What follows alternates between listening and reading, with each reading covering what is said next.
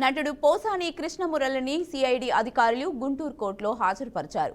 Judge సమక్షంలో పోసాని కృష్ణమురళి కన్నీరు పెట్టుకున్నారు. తాను తప్పు చేస్తే నరికేయండన్న పోసాని ప్రస్తుతం తన ఆరోగ్య పరిస్థితి బాగలేదని కోర్టులో వాపోయారు. 2 రోజుల్లో బెయిల్ రాకపోతే ఇక తమకు ఆత్మహత్యే శరణ్యమని సంచలన వ్యాఖ్యలు చేశారు. వ్యక్తిగత కోపంతో తనపై ఫిర్యాదు చేశారని, తన మీదున్న కేసులో సెక్షన్ 111 వర్తించదని అన్నారు. మరోవైపు పోసానిని వారం రోజుల పాటు తమ కస్టడీకి ఇవ్వాలని కోరుతూ పల్నాడు జిల్లా నర్సరావుపేట 2 టౌన్ పోలీసులు కోర్టులో మరో పిటిషన్ దాఖలు చేశారు. దీనికి సంబంధించి జడ్జి ఎదుట వాదనలు వినిపించారు. అనంతరం మాజీ మంత్రి అంబటి రాంబాబు పోసానిని పరామర్శించారు.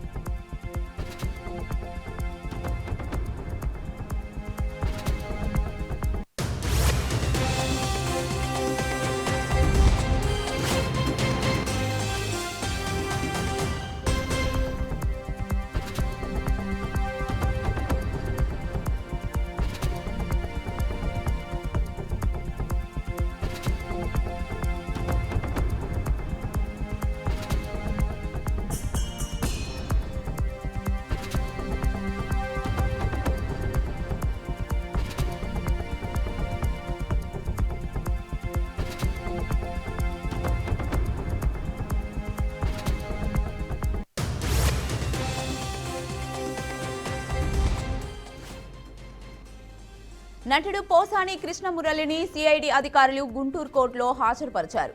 జడ్జి సమక్షంలో పోసాని కృష్ణమురళి కన్నీరు పెట్టుకున్నారు. తాను తప్పు చేస్తే నరికేయండన్న పోసాని ప్రస్తుతం తన ఆరోగ్య పరిస్థితి బాగోలేదని కోర్టులో వాపోయారు.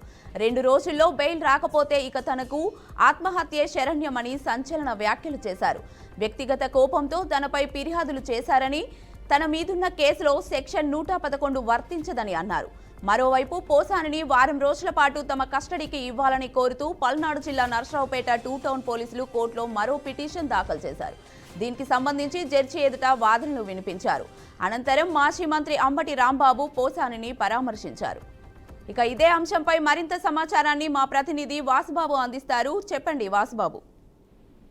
రైట్ కీర్తి, సినీ నటుడు పోసాని కృష్ణమురళిని కేసులు వెంటాడుతూనే ఉన్నాయి. వైసీపీ అధికారంలో ఉండగా చంద్రబాబు నాయుడుపై, పవన్ కళ్యాణ్ పై చేసిన అనుచిత వ్యాఖ్యల వల్ల రాష్ట్రంలో పలు చోట్ల కేసులు నమోదయ్యాయి. ఈ నేపథ్యంలోనే పోసాని కృష్ణమురళి ప్రస్తుతం కర్నూలు జిల్లా జైల్లో రిమాండ్ లో ఉన్నారు. దీనికి సంబంధించి పోసాని కృష్ణమురళికి నర్సరావుపేట కేసులకు సంబంధించి బెయిల్ వచ్చింది, బయటకు వస్తారు అని అనుకున్న వెంటనే గుంటూరు సిఐడి పోలీసులు విచారించేందుకు పోసాని కృష్ణమురళిని పీటీ వారెంట్ పై నిన్న గుంటూరు తీసుకుని వచ్చారు. కోర్టు సమయం ముగియడంతో శ్యామలానగర్ లోని జడ్జి ఇంటి ముందర పోసాని కృష్ణమురళిని హాజరుపరిచారు.